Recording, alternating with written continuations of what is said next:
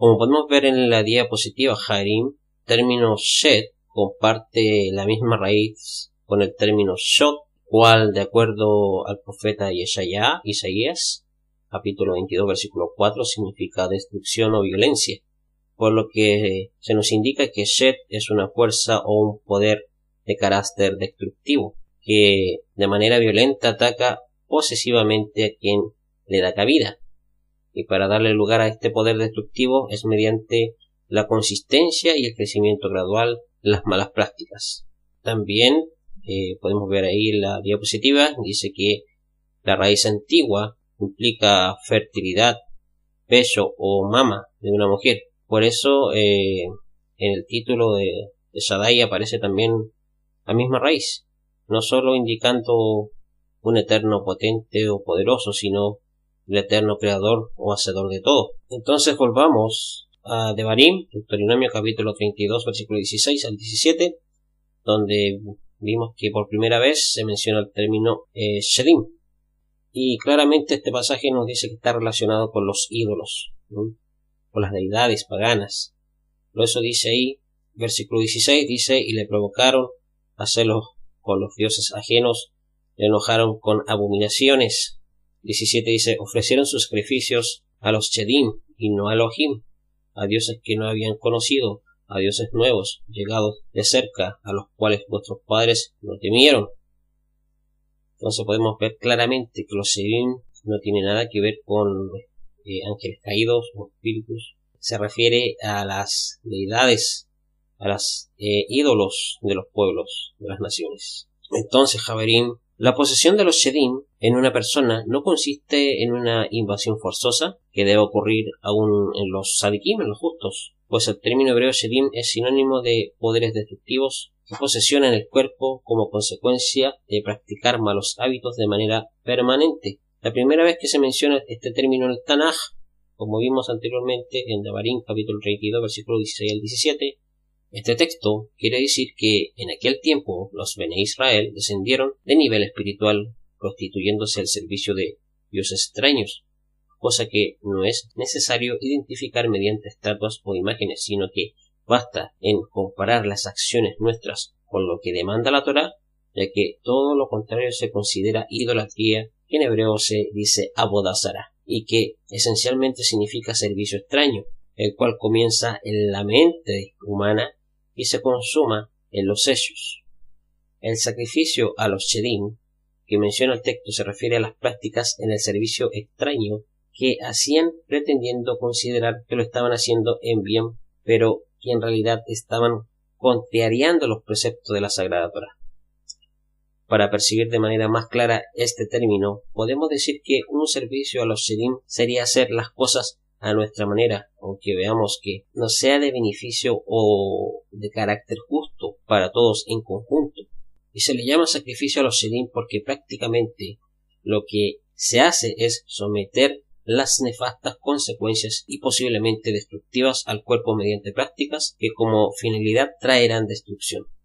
En los Tehilim vamos a ver ahí un pasaje en el capítulo 106 versículos 34 al 39. Dice ahí, no destruyeron a los pueblos como había dicho Hashem a ellos, sino que se mezclaron con las naciones y aprendieron sus obras y sirvieron a los ídolos que les vinieron a hacer por lazo. Sacrificaron a sus hijos y a sus hijas a los Shedim y derramaron sangre inocente, la sangre de sus hijos y de sus hijas, a quienes sacrificaron a los ídolos de Canaán, y fue contaminada la tierra con la sangre. Así se hicieron inmundos con sus obras y se prostituyeron con sus hechos. Este texto Javerim aclara la forma en que ellos sacrificaban a sus hijos e hijas para los Shedim. Por supuesto que no cabe en una mente hebrea asesinar a sus hijos, pues entonces, ¿cómo se preservó el crecimiento de todo el pueblo de Israel? Es obvio que la frase sacrificar a sus hijos e hijas a los Shedim quiere decir enseñar a sus hijos e hijas a prostituirse tras las costumbres paganas, sin importar las nefastas consecuencias que pueden venir. Esto precisamente equivale a sacrificar en favor a los Shedim, o a las potencias o poderes destructivos.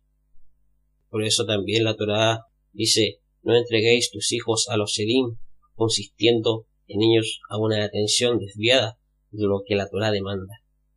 En la actualidad podemos comparar a los Shedim con las malas costumbres o prácticas antiéticas que cualquier persona puede preservar. Sabemos bien que si alguien tiene malas prácticas, no le espera un buen porvenir, por lo que dichos Shedim que el individuo preserva compensarán con la destrucción hacia él mismo. Hay personas que aprendieron a tomar lo ajeno desde niños o a cualquier edad, y como no recibieron una reprensión para corregir dicha costumbre, entonces a medida que van creciendo en edad se van desplazando de manera progresiva en este mal hábito, hasta que dicho poder o shed los dirige al fracaso o a la misma muerte. Lo mismo sucede con cualquier mal costumbre que se preserva por el ser humano. Es por eso que como pueblo hebreo se nos muestra el escudo perfecto para salvaguardar a nuestras generaciones de este terrible flagelo de Shedim mediante el texto de Mishle, Proverbios capítulo 22 versículo 6, el cual dice: instruye al niño en su camino, aun cuando seas viejo no se apartará de él. También existe el escenario en donde una persona siendo adolescente o adulto se desvía del buen camino, dejándose influenciar por las costumbres paganas, pero es aquí en donde corresponde luchar para vencer a los poderes contrarios al propósito que se ha establecido en nosotros por parte de nuestro Creador. Y la liberación de estas fuerzas solo puede ocurrir tal como nos enseña Rabbi Yehoshua Minasrat, como dice ahí en Toldot Yehoshua, en el capítulo 75, en el formato griego, capítulo 17, versículo 21, esta clase de Shedim no sale sino por tefilá y som. La palabra tefilá haverim, como podemos ver en la diapositiva, más que significar oración o plegaria, su sentido esencial está direccionado a la acción de hacer introspección, lo que conocemos como análisis interno en nosotros para encontrar lo que en realidad nos ha conducido a este bajo nivel espiritual, que acarrea poderes malignos, cuyo fin es destruirnos. Al encontrar la razón de dicho decaimiento espiritual, entonces comenzamos a rectificar, y es entonces que evitamos que dicho género nos domine y nos destruya. El término som, más que significar un simple ayuno, que consiste en abstenerse de comer y beber, en el contexto hebreo nos muestra que esencialmente se refiere no solo a la abstención de aquello que influencia a nuestro cuerpo, sino a evitar rotundamente todo aquello que es mala influencia para nuestro ser espiritual, como por ejemplo abstenerse del enojo permanente, de la envidia, del mal hábito, del hablar inadecuadamente, de ver y hacer cosas que no tienen impacto edificante, etc. El término para referirse al ayuno, que consiste básicamente solo en la abstención de comer y beber, es ta'anit. En el libro del profeta Yeshayahu Hanabí, e Isaías el profeta, en el capítulo 58, ahí se nos menciona el tipo de ayuno que Hashem eligió y en que consiste esencialmente, y por supuesto que menciona el término som y no el término ta'anit. Es aquí en donde analizamos el origen de los Shedim. Cuando una persona tiene prácticas reincidentes de alguna cuestión que va en contra de la buena manera de conducirse, entonces dicha consistencia provoca en el individuo un impacto negativo que sin darse cuenta éste irá progresando de forma gradual hasta consumar su propósito en el fracaso y la destrucción de dicha persona. Si el ser humano dominado por estos poderes negativos no se autoanaliza, entonces continuará bajo dominio ajeno producto por el hecho de alimentar su propio deseo egoísta. Es la persona poseída por Shedim la que precisamente debe hacer tefilá y som.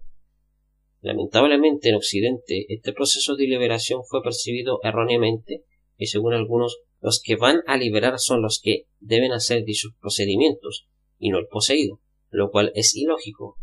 En el relato que se encuentra en Toldot Yehoshua en el Perek 75, capítulo 75, encontramos que el padre de un muchacho dominado por Shedim estaba conversando con Rabí acerca de este tema y clamando le decía: Adón, yo permanezco firme y en verdad ayúdame conforme a mi firmeza.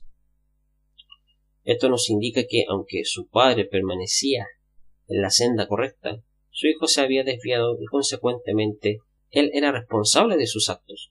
por sus nefastas consecuencias, estaban ya en su apogeo. Este muchacho sin duda alguna necesitaba una influencia superior a la que había tenido para que se aplacaran las fuerzas malignas o poderes destructivos que le estaban atormentando. Quizás la influencia de su padre no era efectiva tan solo por colocarse en el punto ejemplar a seguir o por dar consejos a su hijo, pues eso aún no es suficiente, y es por esta razón que Yehoshua imparte la llave efectiva para ser liberado, la cual consiste en autoanalizarse, alejarse de todo aquello que alimenta la mala influencia. Cabe recalcar que un lector simplista al leer este relato limita tal acontecimiento al imaginarse de que esto sucedió en un instante, tan solo con ordenar a una fuerza interna que salga.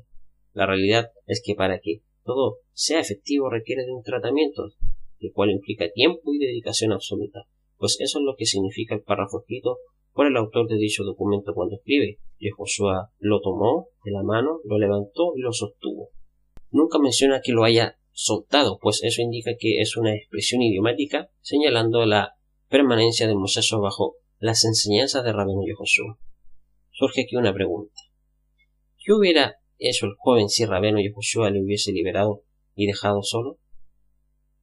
Seguramente de la misma manera que por primera vez él ingresó al sendero equivocado, también hubiera vuelto a ingresar al no tener influencias mayores que le sostuvieran en donde fue colocado posterior al ser liberado. De manera que el autor de dicho documento, al escribir la frase Yehoshua lo tomó de la mano, está queriendo transmitir que Rabeno se encargó de él por algún tiempo para tratarle en este asunto, hasta conseguir su liberación total. La percepción occidental acerca de este asunto es que los milagros deben de existir instantáneamente, ignorando que los autores que registran tales acontecimientos no tienen como el propósito registrar cronológicamente cada acción de Rabí, sino el mensaje que mediante cada milagro debe de llegar a nosotros. Cabe mencionar que aunque en el capítulo entero se habla de muchas cosas, no todas sucedieron el mismo día o en el mismo lugar. Esencialmente, todos los relatos acerca de los hechos de Rabí Yehoshua no consisten en mostrar milagros para impresionar al lector, sino en nombrarlos y detallarlos para que ellos den testimonio. Al momento de leer un libro, un lector analítico toma en cuenta que no somos más que lectores siguiendo las líneas del autor del documento, que detalla algo sucedido en un tiempo aproximado, que él quizás no podría conocer con exactitud y precisión. Lamentablemente, en la actualidad, las percepciones erradas no nacen tanto por el leer, sino por limitarse a ver lo que la cinematografía produce y expone abiertamente de manera distorsionada. Y es por esta razón que se tiene una mala percepción de los Shedim. En Toldot Yehoshua, en el capítulo 33, encontramos un relato que habla de la forma en que los sujetos por Shedim son sanados.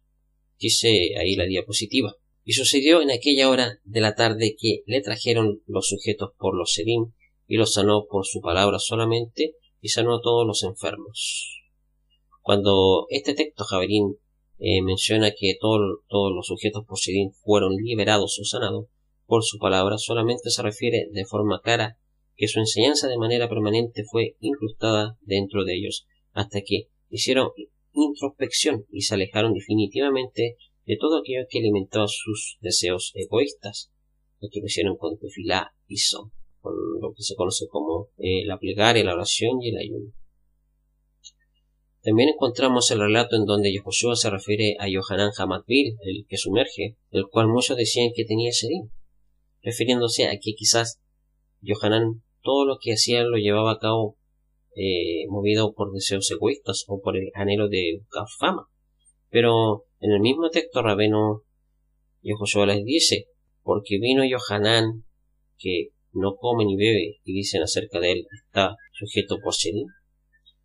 Y vino el Hijo del Hombre y come y bebe, y se dice acerca de él: este es un glotón y un bebedor, y amigo de violentos y de pecadores. Así juzgan los necios a los sabios. Véase Toldot Yehoshua, Pérez 49, en el formato griego, Mateo capítulo 11, versículo 18 al 19. En este texto se nos aclara a qué tipo de Shedim se refiere los que acusaban tanto a Yohanan como a Yehoshua, pues Rabenu subraya a lo que ellos se refieren es que la glotonería manifiesta que hay Shedim, a que las borracheras manifiestan que hay Shedim, y que al ser amigo de gente violenta y pecadora existe la influencia de Shedim. Rabbi Yehoshua defiende su postura en cuanto a tener la verdadera interpretación y aplicación de la Torá, confrontándolos cuando ellos les señalan de estar liberando de Shedim en el nombre de los Shedim, o sea, tratando de liberar de vacíos y él siendo de los mismos, tanto solo por su acto de sentarse a comer con los pecadores en la misma mesa. Véase Toldot Yehoshua, Pérez 55, en el formato griego, capítulo 27. Ahí Rabenu Hakadosh les cuestiona y les dice: y si yo expulso a los Shedim por Baal Zebub, los hijos de ustedes, ¿por qué no los expulsan? Por tanto, ellos serán los jueces de ustedes. Con esto se señala que los hijos espirituales de aquellas personas prejuiciosas estaban atadas a Shedim, o sea, a prácticas contrarias a la Torá, al igual que ellos, que eran los que les enseñaban, pues gran parte de Israel estaba siendo guiada por caminos equivocados. Viendo esta carencia espiritual dentro de todo Israel, Rabenu ve la necesidad de comisionar a sus discípulos con tareas específicas. Número 1. Sanar a los enfermos. Número 2. Resucitar a los muertos. Número 3. Limpiar a los leprosos. Número 4. Liberar de Shedim a los Benei Adam, a los seres humanos. Véase Toldot Yehoshua, Pérez 43, en el formato griego, capítulo 10, versículo 18. Las enfermedades surgen como resultado de alimentarse inadecuadamente y por desfallecer en la paz, la armonía, la alegría, la comunión y la estabilidad emocional y sentimental. Y hacia todo esto va direccionada la Torá en su verdadera aplicación. La resurrección consiste en despertar la Neshama, el alma superior de los seres humanos, la cual es el alma divina, que dirige hacia las ocupaciones en los asuntos del Malchut Hashamayim, del reino de los cielos. Cuando no se obedece la Torá, el alma se enfrenta y eso se manifiesta en el cuerpo. Por ejemplo, la lepra, la Sahara, es una manifestación externa del pecado interno que el humano trata de ocultar. Y la expresión limpio y leprosos se refiere a elevar hasta la santificación a las personas que caminan en el pecado. Liberar de Shedim es una acción definitiva hacia los Benei Adam, o sea, al humano espiritualmente elevado, que por alguna razón pecaminosa ha descendido de nivel, y es lo mismo que ordena el Mashiach cuando dice: vayan a las ovejas que se han extraviado de la casa de Israel. ¿En qué aprovecha liberar a los ajenos a Israel y que estos sigan en sus malas prácticas? ¿Acaso no es semejante a exigir que alguien se lave sus manos para comer cuando su plato y demás utensilios están sucios? De manera que estas interrogantes derriban los argumentos que el mundo occidental tiene acerca de los Shedim, los cuales, según ellos, expulsan de forma instantánea de los cuerpos, mientras que el cuerpo sigue en las mismas prácticas. Finalmente, el texto o relato que algunos toman para validar su creencia en seres demoníacos de forma horripilantes es lo que se encuentra en Toldot Yehoshua, en el Pérez 36, en el formato griego, capítulo 8, versículos 28 al 34, en donde se menciona a dos hombres poseídos por Shedim que salieron de las tumbas y quisieron arremeter contra Rabenu Yehoshua, y que al final los poderes destructivos se van hacia los cerdos. Pero notemos que el mismo relato también se encuentra registrado en los documentos de Gilat Besorat Yehoshua, conocido comúnmente como Marcos, en el capítulo 5, versículo 1 al 20, y en Yehoshua Ma'asav Betorato, conocido comúnmente como Lucas, capítulo 8, versículo 25 al 39, donde se menciona solamente a un hombre poseído por tales poderes, el cual, en lugar de arremeter, se arrodilla ante Rabenu y hace exclamaciones. ¿Qué significa esto? Que hay una enseñanza oculta en tal narrativa que parece ser común entre tres autores. Pero en ningún caso existen contradicciones al tomar en cuenta que dicho relato no es tanto literal sino alegórico. Por supuesto que, para asimilar el mensaje mediante dicha narrativa, hay que comprender los hebraísmos de ese tiempo y también conocer acerca de expresiones idiomáticas usadas por dichos autores, ya que, aunque estos escritos hayan sido basados en algún suceso literal, no significa que los autores hayan acoplado a las percepciones occidentales tardías. Por el contrario, son los lectores tardíos los que deben acoplarse a los objetivos de los autores y a su mensaje en esencia. De la misma manera que los Sedim atormentan siendo fuerzas destructivas de carácter interno, o sea, creadas y sustentadas por el ser humano, también existen fuerzas superiores y externas que debemos alcanzar siendo Shomer Torah Umisbot, o sea, guardadores de la Torah, observantes de la Torah. Y estas fuerzas o poderes superiores son los que vienen de nuestra esencia espiritual, que se nos ha enseñado a mencionarlas de manera posesiva, o sea, hacerlas nuestras. Por ejemplo, si en el idioma hebreo, si queremos decir mi amigo, vamos a decir Haver Sheli, como también podemos aplicar un sufijo pronominal para contraer ambas palabras, y que denote asimismo un pronombre posesivo. Entonces diremos Haveri, que significa exactamente lo mismo. Ahora, si queremos pluralizar amigo a amigos, y queremos decir mis amigos, entonces diremos Haverin Sheli, pero al contraerlo decimos Haverai. De esta manera, la regla del idioma hebreo con respecto a la contracción de los pronombres posesivos es general, de modo que si nos referimos a poderes superiores y queremos decir ellos nos poseen o nos gobiernan, en lugar de decir Shedim Sheli, diremos Shaddai, el cual es uno de los nombres sagrados de nuestra mayor influencia externa y superior, el Todopoderoso. Como humanos, en este mundo físico nos regimos en base a poderes o influencias que son los que nos harán caminar en algún sendero, y por supuesto que todo depende de qué tipo de poderes son los que nos gobiernan.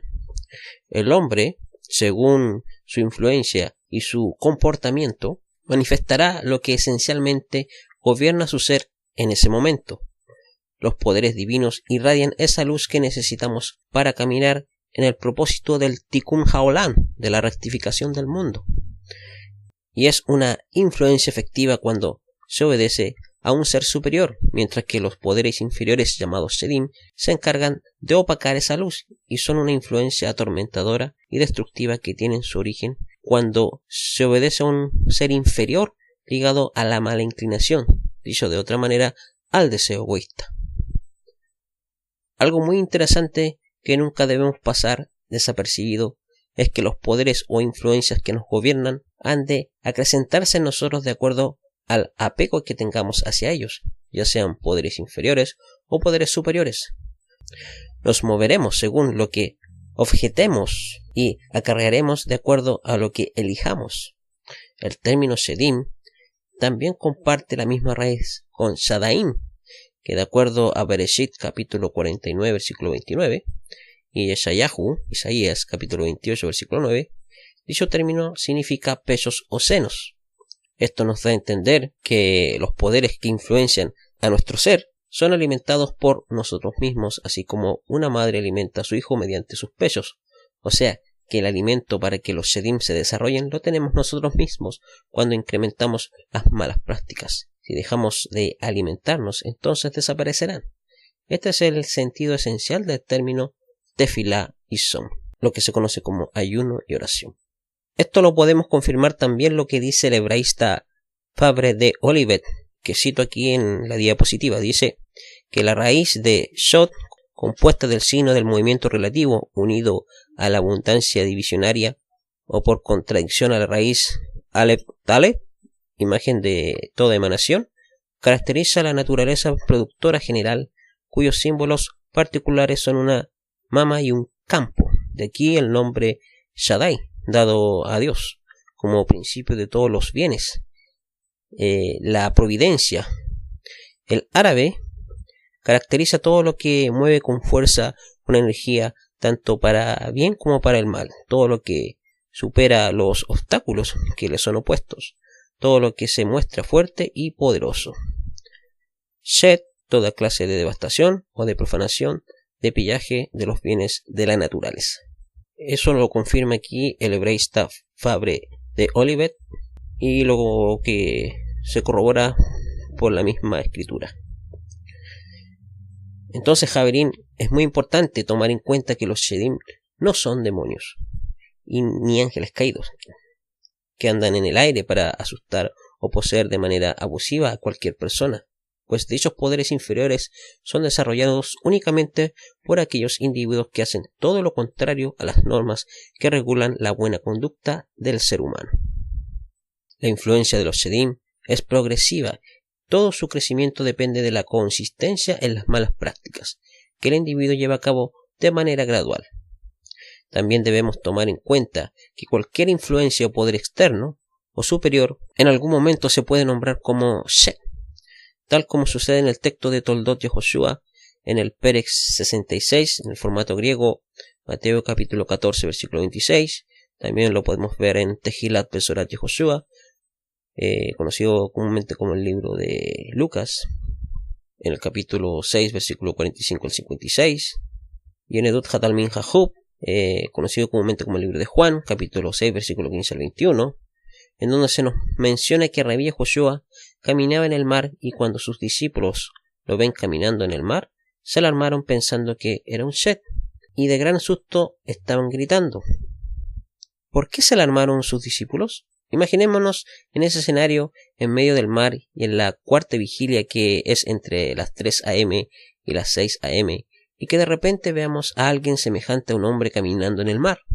Si somos occidentales pensaríamos que es un fantasma o algún espectro demoníaco que escuchamos mencionar en alguna leyenda autóctona del país en donde estamos exiliados. Pero si somos hebreos pensaríamos que estamos viendo a un poder superior manifestándose frente a nuestros ojos. De manera que para un hebreo es común sentir miedo o asombro ante una manifestación que no estamos acostumbrados a ver.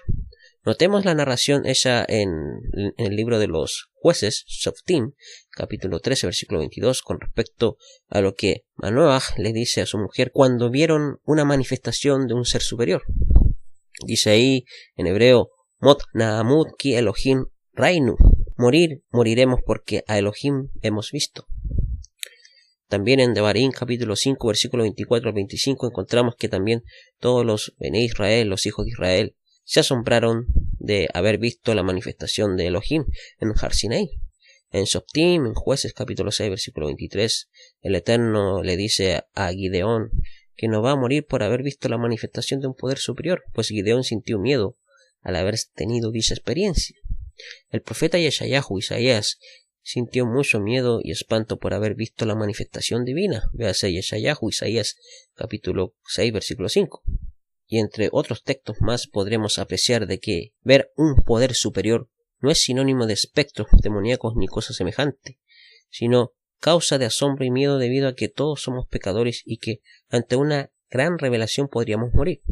Con todos estos textos citados sustentamos que los discípulos del Gran Maestro ni siquiera se imaginaban ver espantos o fantasmas semejantes a los que en la mente occidental ha creado.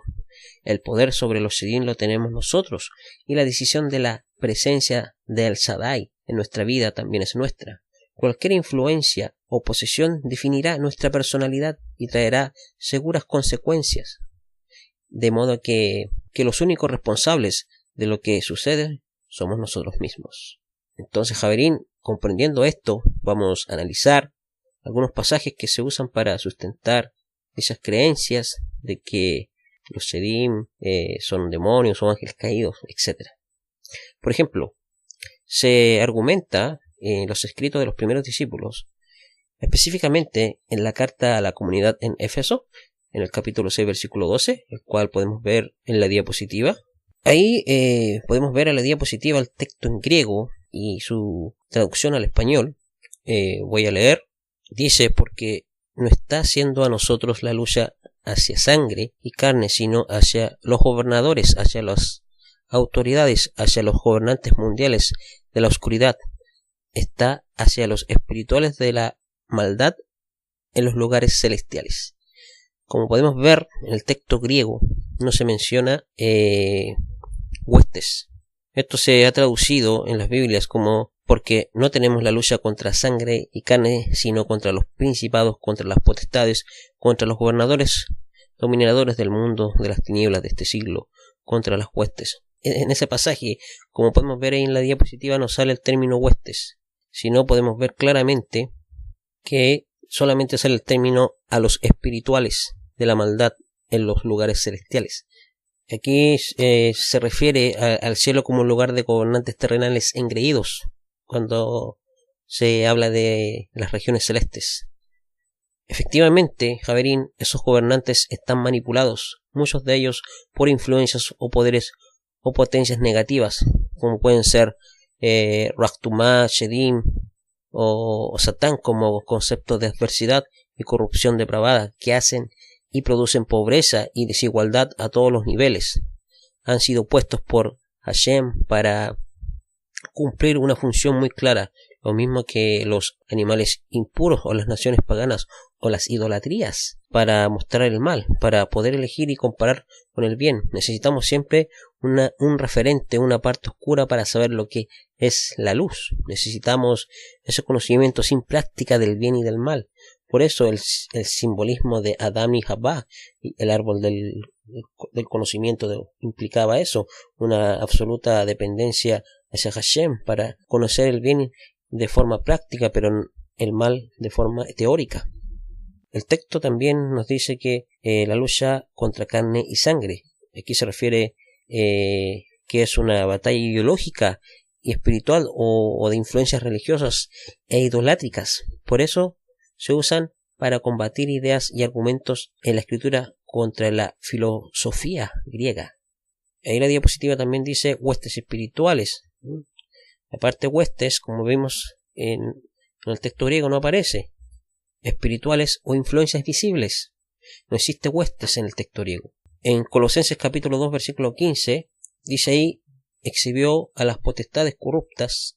Se refiere a las potestades del siglo I, las exhibió públicamente. Veamos el contexto de Colosenses para saber quiénes son estas huestes espirituales y las potestades superiores. En la carta de la comunidad en Colosa, en el capítulo 2, versículo 8, dice ahí, vamos a citar, veamos la diapositiva, dice, mirad que nadie os lleve cautivo por medio de filosofías y vanas sutilezas conforme a los principios elementales del mundo y no conforme al Mashiach. Y vosotros estáis completos en él, quien es la cabeza de todo principado y autoridad, mientras vosotros estabais muertos en los delitos y en la incircuncisión de vuestra carne. Elohim os dio vida juntamente con él, perdonándonos todos los delitos.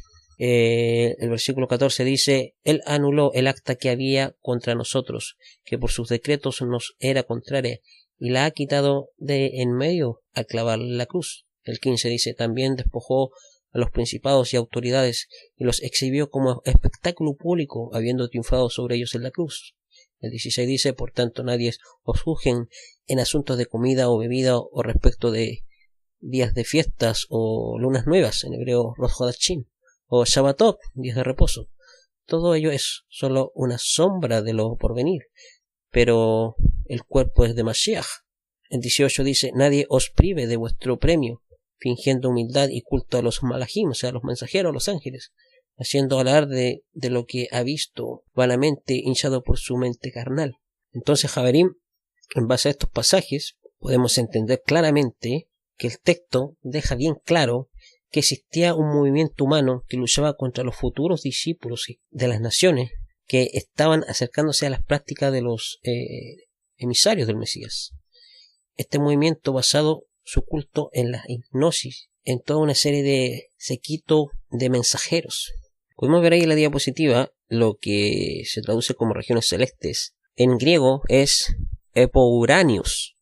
Se traduce en español como contra de, por causa de. Cielos implica sobreeminencia o sobre celestial ejerciendo autoridad déspota sobre el sencillo pueblo. Espíritus o influencias bajo los cielos. Véase Tito capítulo 3 versículo 1, también en Lucas capítulo 20 versículo 20. Habla de principados y potestades con las mismas palabras griegas para referirse a personas y no seres angelicales, los que están en tinieblas. Véase Mateo capítulo 4 versículo 16, también la carta a la comunidad en Roma capítulo 2 versículo 19, y en la primera carta a la comunidad en Tesalónica capítulo 5 versículo 4, y en primera de Juan capítulo 1 versículo 6. Del mismo modo, la palabra usada para gobernantes de las tinieblas en griego es cosmokratoras, que viene de la palabra cosmocrator. Es una terminación totalmente pagana griega que se da en los escritos o himnos horíficos de Satanás, en los escritos gnósticos del diablo, con referencia al ángel de la muerte, en inscripciones del emperador Caracalla, según menciona el erudito griego Archibald Robertson en su comentario sobre este pasaje. En la Biblia textual evangélica, en una nota al pie citando este versículo, dice acertadamente: en este caso, el contexto indica una relación con los gobernantes de las tinieblas de este mundo y no con el estado dimensional del tiempo. También, como podemos ver ahí en la Peshitta aramea, publicada por Brodmann y Holman, sobre este pasaje traduce así: porque su lucha de ustedes no es contra carne y sangre, sino contra principados, contra gobernantes, contra los poseedores de este mundo de tinieblas y contra espíritus malignos que están bajo los cielos. Bueno, Javerín, concluimos hasta aquí esta shiur, esperando que hayamos podido aclarar estos términos y conceptos hebreos, en esta ocasión Malachim y Shedim, esperando que haya sido de beneficio para todos ustedes. Y bueno, dejamos hasta aquí esta clase, esperando la siguiente shiur. Vamos a continuar con esta serie de clases sobre términos y conceptos hebreos. Y bueno, sin más preámbulo, me despido de todos ustedes. Que Hakadosh Baruj Hu les bendiga, les guarde y nos vemos en la próxima shiur. Shalom.